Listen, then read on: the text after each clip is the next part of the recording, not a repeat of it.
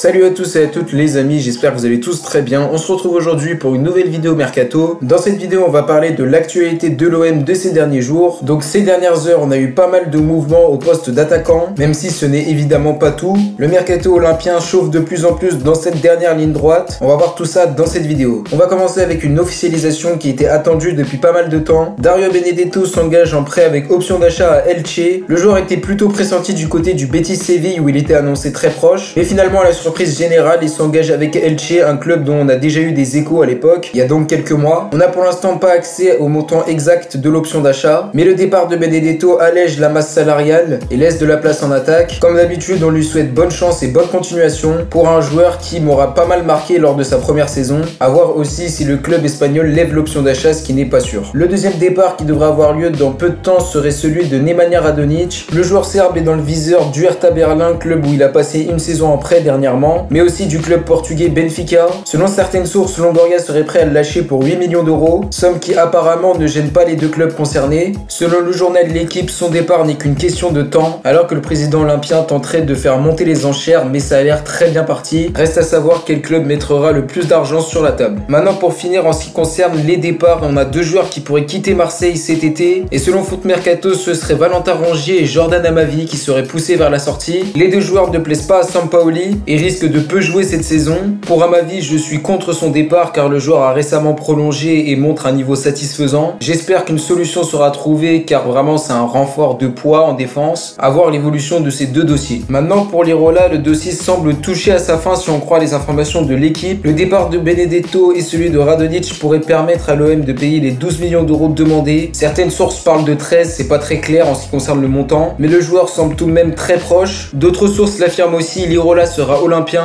Pas mal de journalistes aussi s'en sont mêlés et l'affirment aussi. Selon le journaliste Alfredo Pedula, le joueur serait même attendu vendredi pour passer sa visite médicale, tandis que la Fiorentina aurait trouvé son remplaçant, donc Davide Zappacosta, joueur qui serait déjà d'accord sur les bases de son futur contrat avec la Fio. En ce qui concerne la visite médicale, c'est tout de même une information à prendre avec des pincettes, dans l'optique où je pense que d'abord Radonjic sera vendu et ensuite l'Irola sera présenté officiellement. Je pense aussi que Davide Zappacosta va devoir être présenté par la Fio. Après bon, pourquoi pas, la visite médicale est évidemment irrefusable, mais tout de même je le répète, à prendre avec des pincettes. On va maintenant passer à la longue liste des attaquants pouvant remplacer Dario Benedetto. J'en ai noté 5 précisément, des noms qu'on a pu relayer ces dernières heures. Le premier est Alexander Sørloth, joueur dont on a déjà parlé. Selon le média turc Sports, Pablo Longoria aurait déjà formulé une offre pour s'attacher ses services. On parle d'un prêt avec option d'achat. C'est pas très clair, mais cette piste semble être prioritaire. Le joueur serait lui, si on en croit la source, séduit à l'idée d'évoluer à l'OM. Le dossier s'est bien accéléré étonnamment, alors que certaines sources parlaient d'une concurrence vraiment compliquée. On évoquait par exemple le nom de Fenerbahçe qui avait un avantage. La tendance semble donc s'inverser, mais vous allez voir à l'instant que d'autres dossiers semblent aussi avoir bien avancé, comme celui menant à Ike Ugbo, le jeune attaquant de Chelsea. Le joueur est âgé de 22 ans et aurait été tout proche de signer chez la formation belge Genk. Mais selon le journaliste Fabrizio Romano, l'OM se serait incrusté. Le club olympien serait en discussion avec Chelsea et aurait même, selon certaines sources, fait une offre comprise entre 4 et 5 millions d'euros. D'après les informations d'une source nommée Gaulle, le joueur serait intéressé à l'idée d'évoluer à l'OM. Le joueur serait prêt à faire volte-face, tandis que cette opération est vue comme une vengeance au dossier Joachim Maileux, qui aura été retenu par Genk, on ne sait pas pourquoi, lors de la dernière journée du dernier mercato estival. Le joueur a en tout cas inscrit 16 buts en 32 matchs lors de la saison dernière, saison où il aura été prêté au Cercle Bruges. Un joueur qui paraît donc intéressant et en plus à un bas prix. À voir si ce sera bien le remplaçant de Benedetto. Autre nom qui refait surface ces dernières heures, et c'est William José qui aurait été l'objet d'une offre. Selon Mundo Deportivo, il s'agirait d'un prêt avec option d'achat. Le club de la Real Sociedad voudrait que l'OM prenne en charge 100% du salaire. Le joueur, lui, serait très intéressé. Pas sûr que Longoria fasse de ce joueur un plan A. Déjà parce qu'il n'est pas forcément très brillant sur sa saison dernière, et aussi parce qu'il a 29 ans, alors qu'on a le droit à d'autres profils comme Ugbo et Sørloth qui sont plus jeunes et qui me paraissent plus qualitatifs. Après, on verra bien de quoi sera constitué l'avenir. Voilà les 3 pistes les plus chaudes pour remplacer Benedetto, mais d'autres noms ont été soufflés aujourd'hui sans pour autant que ce soit aussi sérieux. Le premier est Andy Delors, le joueur évoluant à Montpellier. Selon le journal L'Équipe, il ne s'agirait qu'une simple aspiration du joueur et de son entourage. Pour l'instant, il n'y aurait aucune négociation.